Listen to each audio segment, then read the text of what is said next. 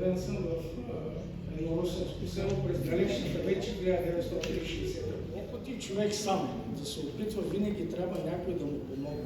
Винаги трябва нещо да научи от някъде по нещо. Ето аз се радвам, че попаднах в Санкт-Петербург. Това тия хора там много ми помогнаха.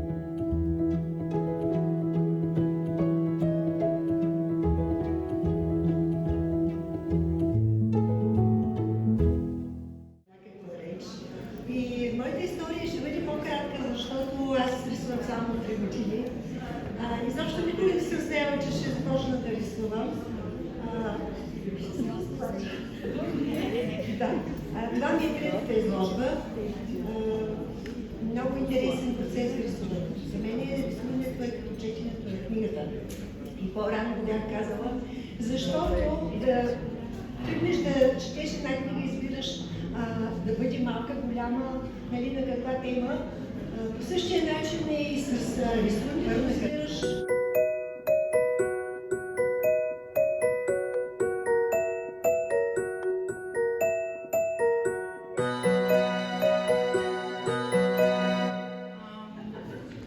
Аз черпя вдъхновение предимно от природата.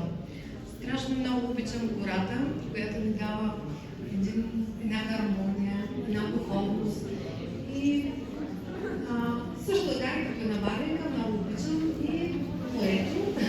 Затова морските пейзажи също присъстват в моите малки сняг, много притеснено, като ми се случва, като изложба. Надявам се да има други такива. И пожелавам си успех и на всички здраве, радост, щастие!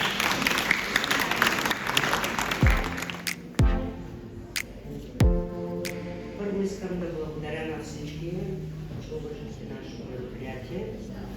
Казвам се Красимира Петкова. Основно с маслените съм рисувала.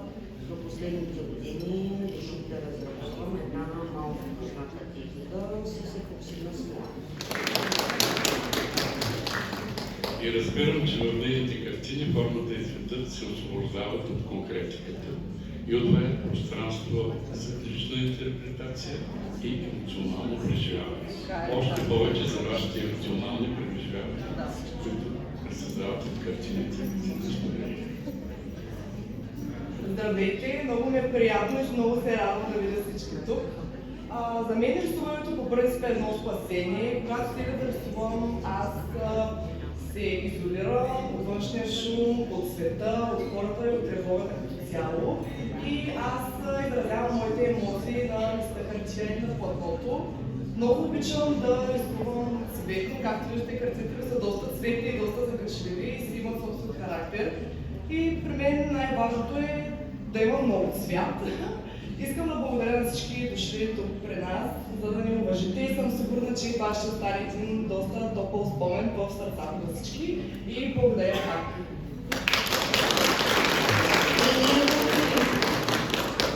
И последна, но не и по значение, Открехна прозорец е мала дума, в очите се върни. Открехна прозорец е мала, в очите се върни. който открива в мене един творец и пишещ деец, за да ми помогне да издавам това, което създавам. Така че не искам да премествам фокуса на тази вечер към това, което аз правя. Още веднъж много успех, много късмет на всеки един от творците, които ни събраха тук в навечерието на Първа пролет. И със своето творчество укрилиха и създадаха път за душите ни, който да бъде по-светъл, по-чист, по-красив. Благодаря ви, на добър час, скъпи приятели! Считайте изложбата за открита. Благодаря ви! Аз искам Следващия път се чакам с твои картини вече.